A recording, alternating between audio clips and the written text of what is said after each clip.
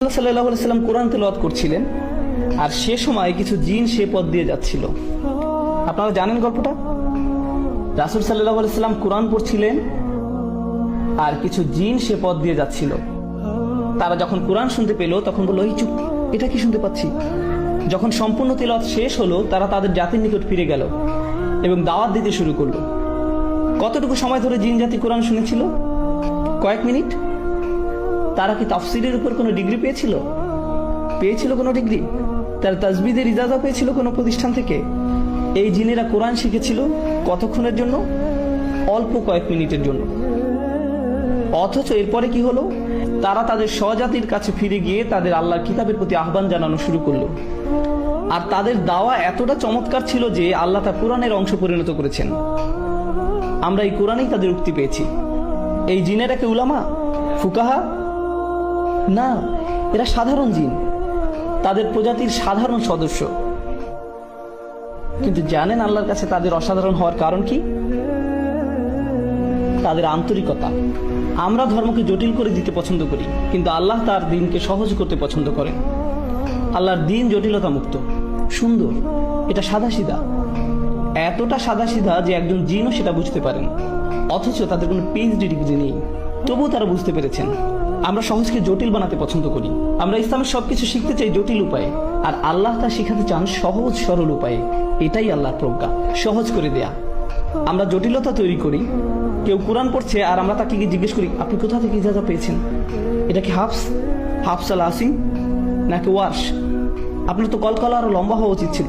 Math ঠিক করতে হবে। এরপর আপনি 3 বছর অতিবাহিত করবেন তাজবিদ শিখতে, অন্য সব কিছু বাদ দিয়ে। আপনি এই শিক্ষাকে কঠিন করেছেন। অতীতে কখনোই এমনটা হতো না, কখনোই না। আমরা দিন শিক্ষা কঠিন করে ফেলেছি। কেউ এসে বললো, আমি একজন মুসলিম। তাই নাকি? আপনি মুসলিম? আপনার আকীদা কি? আমার আকীদা, আমি একজন মুসলিম। কিন্তু আপনি কি বিশ্বাস করেন? লা ইলাহা ইল্লাল্লাহ। না, মানে আকীদার উপর কোন বইটা পড়েছেন? আমি তো কোনো আকীদার বই পড়িনি, আমি কেবল জানি আল্লাহ এক সত্তা। না ভাই, আপনার আকীদা শিখতে হবে, আপনাকে এর গভীরে যেতে হবে, গভীরভাবে বুঝতে হবে। থামুন, কিছুটা পিছের দিকে ফিরে যাই। ইব্রাহিম আলাইহিসসালাম, কোরআনে তার ব্যাপারে কি বলছে শুনুন। তা কি কঠিন নাকি সহজ? সহজ। অথচ আমরা কি পছন্দ করি? সবচেয়ে সহজ জিনিসটাকে কঠিন করে দেয়া। আমরা এটা করতে খুবই ভালোবাসি। আমি বলছি না যে আকীদা পড়বেন না। যারা তালাবুল ইলম, যারা মুতামাইয়িজ হবেন, যারা এইসব ক্ষেত্রে শিক্ষার্থী হবেন, অবশ্যই আপনারা এসব পড়বেন। কিন্তু সাধারণ মানুষদের ছেড়ে দিন, তাদের জন্য এসব সহজ করে দিন। কারণ ইব্রাহিম আলাইহিসসালাম দিনকে সহজ রেখেছিলেন, সালিহ আলাইহিসসালাম সহজ রেখেছিলেন, ঈসা আলাইহিসসালাম সহজ রেখেছিলেন আল্লাহর প্রেরিত মানবতার শ্রেষ্ঠ শিক্ষক, সবচাইতে সেরা শিক্ষক আমাদের নবীগণ। আর তাদের শ্রেষ্ঠ কথাগুলোই কোরআনে স্থান পেয়েছে। আপনি ঈমান শিক্ষা দেওয়ার জন্য আল্লাহর বইয়ের চেয়ে ভালো বই পাবেন না, তা সম্ভব নয়। অথচ আল্লাহ ইসলামকে সহজ রেখেছেন আর আমরা কঠিন করে ফেলেছি। আল্লাহে আমরা তা করি। আমরা মানুষের প্রতি নির্দয়, অথচ আল্লাহ ক্ষমাশীল। একদম শেষে আমি যে ধারণা শেয়ার করতে চাই তা হলো, আমাদের কোনো ভারসাম্য নেই। আমরা যেভাবে ইসলামকে মানুষের সামনে তুলে ধরি, এতে করে মুসলিমদের জন্য ইসলাম পালন করা কষ্টকর হয়ে দাঁড়িয়েছে। অনেক মুসলিমের ধারণা তারা সব কাজে আল্লাহর অবাধ্যতা করছে, আর আল্লাহ শুধু তাদের শাস্তি দিবেন। আল্লাহ সব সময় তাদের উপর রেগে আছেন। অথচ আল্লাহ নিজেই বলছেন, মা ইয়াফআলুল্লাহু বিআযাবিকুম। আল্লাহ তোমাদের শাস্তি দিয়ে কি করবেন? আল্লাহ আপনাদের শাস্তি দিতে চান না। আমাদের আবার এই দিনের রহমতের কথা প্রচার করতে হবে, এই কিতাবের রহমতের বাণী প্রচার করতে হবে, এই বৃষ্টির বর্ষণ হতে হবে। আবার বৃষ্টি আল্লাহ রহমতের এক নিদর্শন, তাই না? তাই কোরআন আল্লাহর প্রেরিত রহমত। শেষ বক্তব্য, কোরআন কিভাবে আমাদের জন্য রহমত সে ব্যাপারে কিছু বলি। কোরআন কিভাবে আমাদের জন্য রহমত সে ব্যাপারে কিছু বলি। আমি কাতারে সূরা আর রহমান নিয়ে কথা বলেছিলাম। এখানে শুধু একটা জিনিস শেয়ার করব, শুধু একটা বিষয়। আজকে ফিরে যাওয়ার সময় এই কথাটা ভাবতে থাকুন। সূরা আর রহমান শুরু হয়েছে আর রহমান দিয়ে। এটা আল্লাহর খুবই সুন্দর একটা নাম, তাই না? এটা আল্লাহর সেই নাম যাতে ভালোবাসা আছে, যাতে স্নেহ আছে। আল্লাহর সেই নাম যা রাহম শব্দটার সঙ্গে সম্পর্কিত। কত সুন্দর নাম আল্লাহর। বোস্টনে এক মেয়ে এসে আমাকে বলল, আমি ইসলাম ধর্ম ছেড়ে দিয়েছি। আমি জিজ্ঞেস করলাম, কেন ছেড়ে দিয়েছেন? মেয়েটা বলল, সূরা আর রহমানের জন্য। আমি বললাম, কেন? সূরা রহমান আপনার কি ক্ষতি করেছে? সে বলল, সূরা রহমানে আল্লাহ শুরু করেছেন আর রহমান দিয়ে, তিনি বলছেন তিনি ভালোবাসেন, প্রতিপালন করেন, ক্ষমা করেন, অথচ সূরার মাঝখানে তিনি দোজখ নিয়ে কথা বলতে শুরু করলেন। কিভাবে মানুষ সেখানে পুড়তে থাকবে, কিভাবে মানুষকে টর্চার করা হবে, কিভাবে আল্লাহ যিনি কিনা ভালোবাসাপূর্ণ, রহমতদাতা, তিনি কিভাবে মানুষকে টর্চার করেন, তিনি কিভাবে এটা করতে পারেন। আর আমার তার সাথে দীর্ঘ কথোপকথন হয়েছে এই নিয়ে। আমি শুধু একটা কথা বলতে চাই, সূরা রহমানে জাহান্নামের যে বর্ণনা দেয়া হয়েছে তার সম্পূর্ণ কোরআনের সবচেয়ে ভয়ঙ্কর বর্ণনাগুলোর একটি।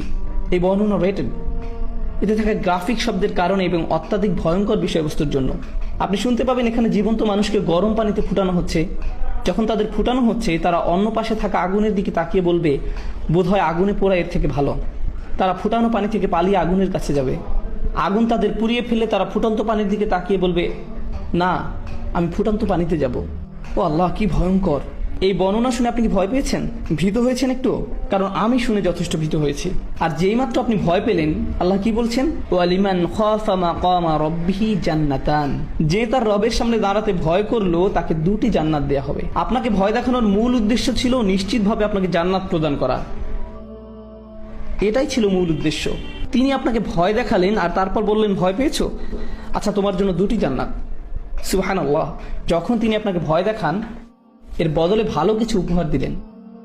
আল্লাহ হলেন এমন, কিন্তু আমরা এমন না। আমরা শুধু মানুষকে ভয় দেখাতে ভালোবাসি, মানুষকে নেতিবাচক কথা বলতে পছন্দ করি।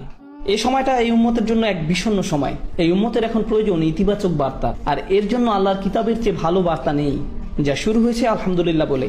এই শব্দ আলহামদুলিল্লাহ এর মানে হলো আমরা আল্লাহর প্রতি কৃতজ্ঞ, আমরা আল্লাহর সমাদর করি সবকিছুর জন্য।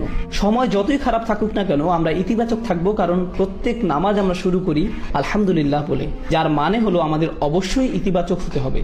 আমরা বিষণ্ণ হলে চলবে না, নেতিবাচক হলে চলবে না, রাগান্বিত হলে চলবে না, জাজমেন্টাল হলে চলবে না। আমাদের কৃতজ্ঞ এবং ইতিবাচক হতে হবে। এটাই আল্লাহর কিতাবের বার্তা। আমাদের এই জ্ঞানকে মনে ধারণ করতে হবে। আমি দোয়া করি আল্লাহ আজ্জা ওয়া জাল্লা আমাদের উপকৃত হওয়ার এবং অন্যদের উপকার করার ক্ষমতা দিন তার কিতাবের প্রজ্ঞা হতে। আর আমি দোয়া করি যেন আল্লাহ সকলকে এই যোগ্যতা দিক, যাতে আমরা অন্যদের জন্য দৃষ্টান্ত হতে পারি এই কিতাবের বাণী তুলে ধরার ক্ষেত্রে, নবী সাল্লাল্লাহু আলাইহি সাল্লামের রেখে যাওয়া সুন্নাত প্রতিষ্ঠার ক্ষেত্রে। সবশেষে আমি একটা অ্যানাউন্সমেন্ট করতে চাই। এটা বলেই এই সন্ধ্যার আলোচনা শেষ করব ইনশাআল্লাহ।